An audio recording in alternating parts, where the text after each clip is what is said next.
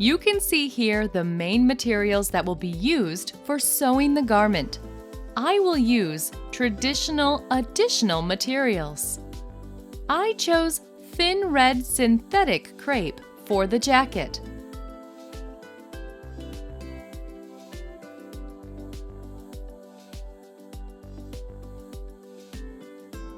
I will sew the corset from nylon mesh fabric in 2 layers. This mesh fabric stretches in one direction, along the crosswise grain.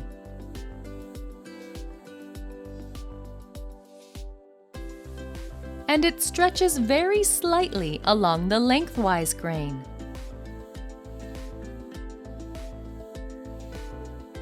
I will cut in the crosswise direction, i.e. perpendicularly to the edge. So the waistline will run parallel to the selvage. Each piece of the corset will be cut from 2 layers of mesh fabric, but nevertheless, the pieces will remain rather transparent. Mesh fabric will be overlaid with red lace. I will cover the cups and the bones and also finish the bottom of the corset with flesh-colored Armani fabric, which also stretches only in the crosswise direction.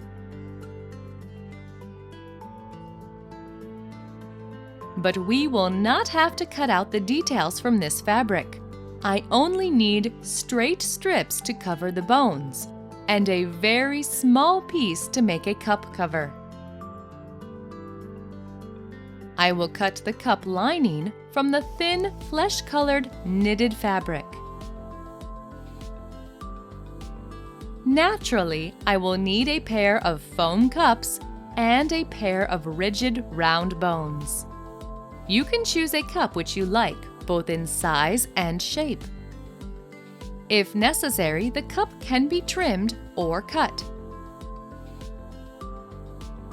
The only important condition that must be taken into account is that the length of the rigid, round bone should be 3 to 4 centimeters shorter than the lower arc of the cup.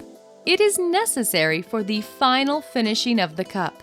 I'm not going to discuss obligatory supplementary materials, such as a cup tunnel, glue materials, and additional laces, which we will use in our work and which also should be bought and prepared. We need a nude elastic band for finishing the top of the corset.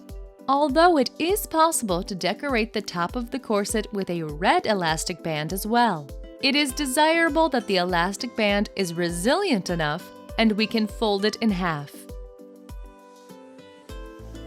Also, I will need a satin ribbon of the main fabric color for the corset lacing.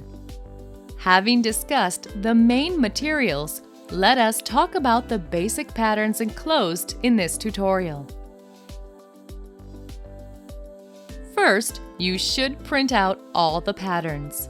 The only condition for printing is you should configure the printer for a natural or actual size. A pile of the printed patterns is quite weighty because it includes the patterns of the jacket with sleeves and the corset itself. After that, we have to glue the printed sheets together in a certain order to get the basic patterns of all parts of the garment. Each sheet of the pattern has a small miniature, which shows the position of this particular sheet on the pattern of the detail. In addition, to help you further, after printing out all the sheets of the pattern relating to a particular part of the garment, a file How to Match has to be printed out. It shows which sheet numbers and how to join them with each other to get the pattern of this detail.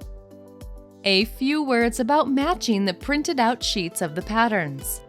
Due to the technical features of printers, there are thin, white margins along the perimeter of all printed pattern sheets, which in no case need to be cut. If necessary, the lines of the patterns should simply be prolonged. For gluing the pattern sheets, there is a special strip on each sheet as an allowance. The sheets are glued overlapping. After all the sheets are glued together and the basic pattern of the garment is ready, you can start measuring and adjusting it. In this tutorial, we will not do traditional pattern adjustments in the way I usually do with the help of the table, because there is no such need for cutting this garment. But, of course, we will obligatorily measure the basic pattern and adjust it to the customer's measurements.